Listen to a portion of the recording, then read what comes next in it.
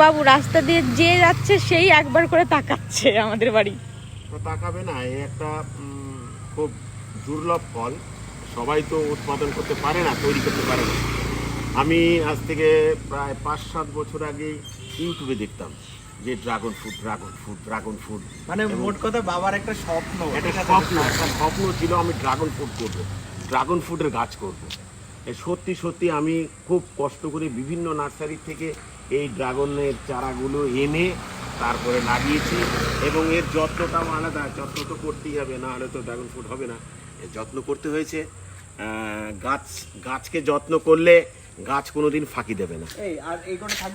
হ্যাঁ, ওগুলো থাকবে, ওগুলো থাক। এখনো লাল, পুরো সেই লাল হয়নি। বাবা, এ বাবা, এই যে দুটো গাছের, ঠিক আছে, তাও তো সব তোলা হয়নি। ওই গাছেরও কিন্তু রয়ে গেছে এখনো, আর এই গাছেরও প্রচুর রয়ে গেছে।